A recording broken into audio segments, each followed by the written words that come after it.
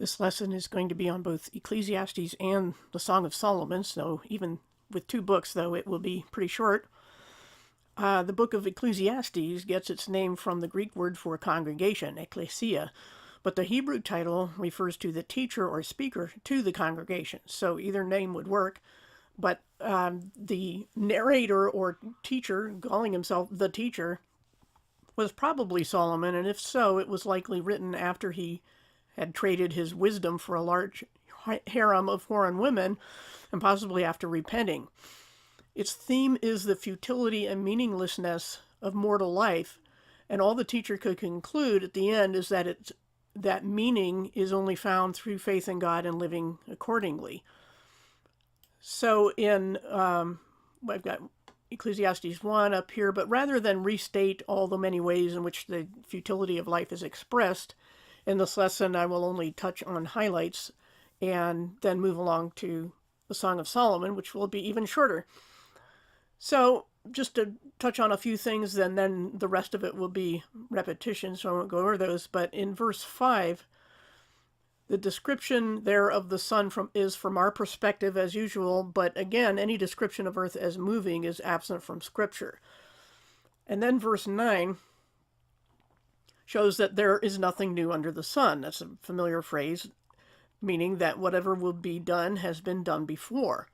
We might today think that we have invented many new things, but we really don't know the level of technology before the Great Flood, since God's purpose was to wipe everything out. There is evidence that it could easily have matched or exceeded what we have today. There's a channel on YouTube called Wise Up that is, I think, the best explanation for so-called ancient megaliths and rocks that look like they were poured and so on. There's evidence of poured concrete, even refrigeration coils, and all sorts of interesting things that are best and simplest explained by being covered by the flood and resulting sedimentary flows and so forth, and then in time underwater for that long, these things mineralized or petrified.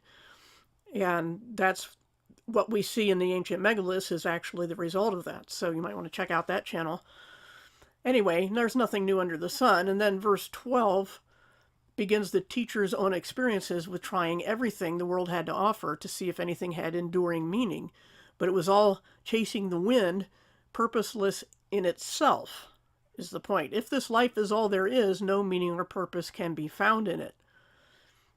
And then the section starting 16 asks whether all the wisdom we learned about in the Proverbs is really worthwhile. Like a movie, or like a line from the movie Spider-Man, which may have gotten it from this passage, with great wisdom comes great frustration. And the movie line, of course, was with great power comes great responsibility. But here, wisdom comes with frustration. The deeper we look into the ways of the world, the uglier the picture gets, and there's little the average person can do to bring real lasting change. But Jesus never taught us to try and topple the dark forces of the world, but to change it one life at a time, wherever we can. So while the message of Proverbs has value in this life, it only has ultimate meaning and value in eternity. We will be judged according to our works.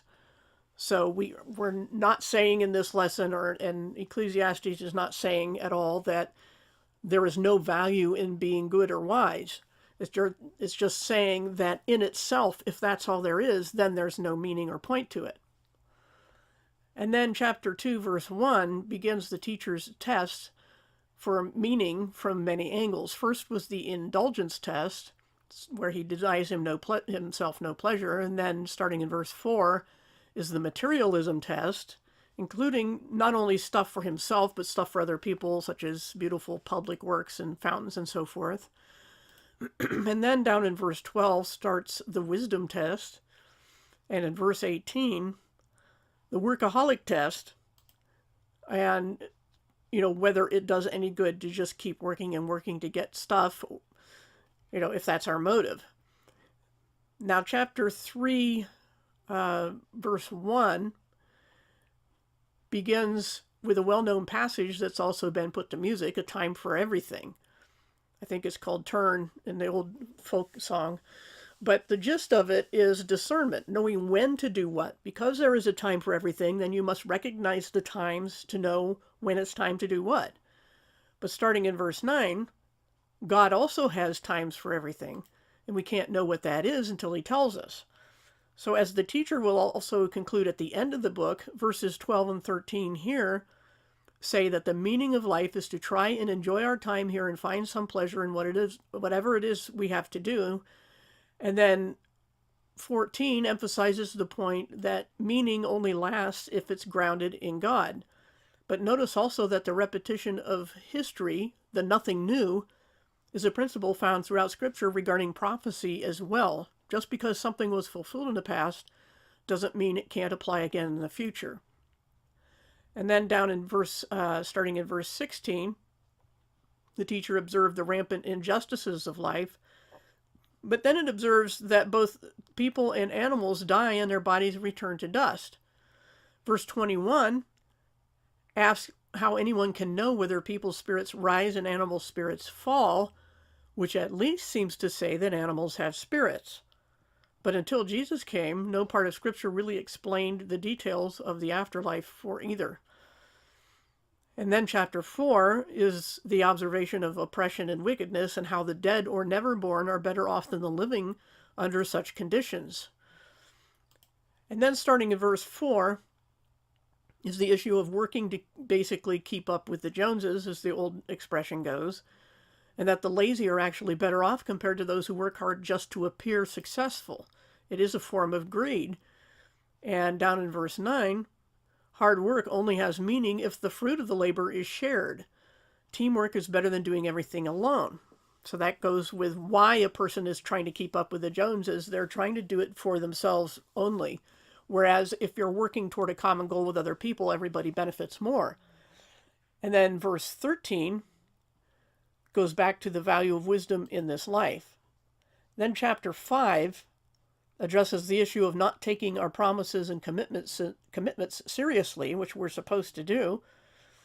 And then starting in verse 8, it turns to corrupt government officials and the love of money and power, and that such people constantly have to worry about protecting what they've acquired. It's all about, and this can happen even with reputations in science or related fields, where a person has invested their life in a certain idea or theory and then find out that that idea or theory is totally wrong. They don't want to give it up. And such is the nature of things like the Big Bang and the theory of evolution. Then verse 13 continues on the issue of materialism, including the familiar phrase that we will leave the earth with as much as we arrived, which is nothing. Then, of course, in the theme of futility. And then in verse 18, it repeats the theme of finding a balance between labor and pleasure. So neither the workaholic nor the lazy bum is a good place to be, even though life by itself, if that's all there is, has no meaning either way. Now, chapter 6 continues with the futility of having to leave the fruit of our labor when this life is over. And though some may take verse 10 as the Calvinistic idea of predestination, it's really just talking about morality, not free moral choice. Mortality, sorry, not free moral choice. Calvinism's predestination thinks that we don't even have the moral ability to make a choice between good and evil, only between bad and less bad, which is ridiculous, and that we cannot choose even to accept the gospel or not. But what this is talking about is the mortality of life. We don't have a choice as to when we're born or when we die. Now, people might bring up suicide as a choice, but that's a whole different issue. And this is talking about the way of life being that it really isn't in our control, ultimately. And at this point, it really just keeps repeating those themes starting in chapter 7. So we won't need to really go over that since it's pretty much made its point. So now we will turn to the Song of Solomon. So let me scroll down to that. We only have, I think, 12 chapters here in Ecclesiastes. And the Song of Solomon, or Song of Songs, could have been written by someone other than Solomon, possibly even a woman, since it seems to be more from the woman's perspective. That is, Solomon's song, or whatever you want to call it, could mean the song about him rather than by him. But at the very least, we can say it's written as drama or at least a vivid love poems, and that's pretty much all it is. We should exercise caution against the temptation to interpret this book the way many have over the years, whether concerning prophecy or the church or 100 other things. The text itself doesn't give any indication that deeper meaning is intended, but the main assertion for it being allegory is that it otherwise seems to be out of character for sacred writings. Yet remember 2 points: that including a book in the Bible had more to do with who wrote it than the subject matter, and that allegory can mean pretty much anything and everything without the text itself giving us the meaning. So although there certainly is symbolism in the book, the primary meaning is that it describes a real couple. It's just a love story and an illustration of the happiness God intended for us from the beginning of creation. And since it's a love story, analysis seems rather out of place. That's what I think is out of place, is not the book itself, but what people do with it. Now, the Net Bible that I'm showing here on the screen seems to have good descriptive headings for each section, but the commentary I have linked in the description seems to keep putting very sexist bias into its interpretation, such as the woman's giving excuses for not giving in to the man, such as she's got a headache. That you will find that in the commentary. So the best advice I could give is probably not to read too much into the Song of Songs or Solomon at all. And that's pretty much, you can look through the titles here in the chapters. It's very short as well. And you're not going to find deep theology here. People will try to get great symbolism and try to figure out what the season is that Jesus might come back. And this is all very poorly based speculation.